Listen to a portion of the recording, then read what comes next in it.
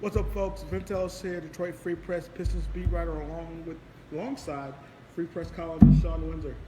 That did come out quite as naturally as it should That's have. okay. That's all right. That's all right. Don't worry about it, man. It's late. It is late. Anyway, we're here in one of the suites here, one of the clubs here, where we just witnessed the Pistons drop their home opener, 117 to 100 to the Atlanta Hawks. Trae Young put on a shooting display in the first half.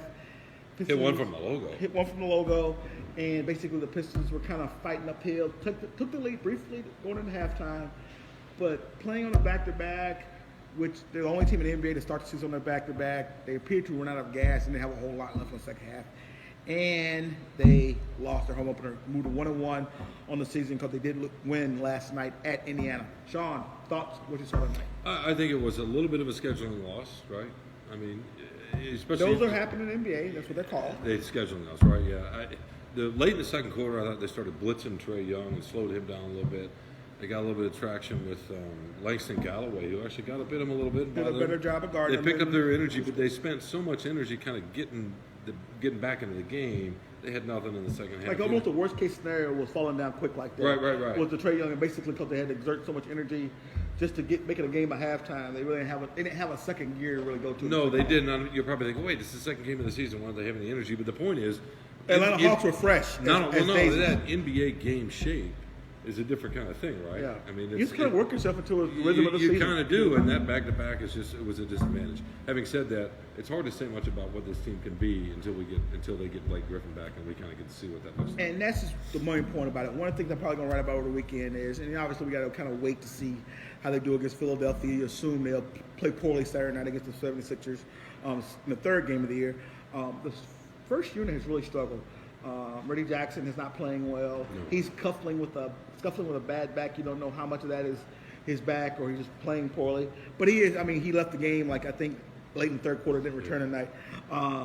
But the offensive rating after the first game for the starting unit was 90.5 per 100 possessions. And for those of you that are up on advanced analytics, that's a bad number. It's a very low number in the modern NBA. How about we put it this way? They don't have no shooting in that unit. You know what? They don't have a hub. I don't know if it's a shooting thing, but they don't have anyone to draw double teams to create open looks for other people. Well, so enter Derrick Rose, right? Who played So really well tonight, and Luke they're Kennard. missing Blake Griffin. Well, that too. Obviously, I'm just Blake talking Griffin, about what they have right now. Yeah, exactly. So I guess my main point is this: that if Blake Griffin is out for a prolonged period of time, to salvage things, he may have to adjust his starting lineup. That's the only thing I'm getting at. If Blake's a short-term thing, he's back after 5, 6, 7 games. Okay, maybe you have finally a soothing influence, a go-to person, a guy who draws extra defenders to create stuff for others. Maybe, and then it'll be fine. Obviously, you'll have Blake Griffin as the hub on the first unit. You have Derrick Rose as the hub on the second unit, and you may have something there, I guess, if you kind of squint your eyes and look at it. But anyway, I didn't mean to interrupt you. Continue your thoughts. No, I was just going to say Derrick Rose look, I think he's going to really help this team. He had 27 points tonight. He played really well last night at Indianapolis in the season opener. But I really want to see him, obviously the coaches do too, want to see him with Griffin and then rotating through the rotation, no pun intended that way, in a game set and see what that looks like. And then you could just mix and match more pieces. But they had nobody like Rose last year. Really, Ish Smith was a nice player. He had similar speed, but he wasn't a playmaker like this. He didn't get to the rim like this. Derrick's on another level. Yeah, he made 9 of his first 10 shots. He's not going to do that every night. But that mid-range, and I know, we don't like the mid-range anymore. It appears that Casey lets him take his mid-range He does, because the defense is geared toward the rim and the three-point line. And if you're efficient enough, the mid-range game... If you can shoot at around a high 40s, 50% clip, it's okay to take the three-point shot. shot. I mean, if you're Kevin Durant, you can shoot all the twos you want. But and he's not Durant. But in any case, I really like what he can do. I like what Kennard's looking. I think Tony Snell was a nice addition. I would say give them time a little bit to get healthy and before we make any real judgment. Yeah, it's hard to say, but they need Blake Griffin. I think your column. For sure. I think that your column was the top of your column. That that win in Indiana was nice, but come on, it was Andre Drummond played out of his mind, Luke Kennard played out of his mind, Derrick Rose played out of his mind, and they got a nice road win.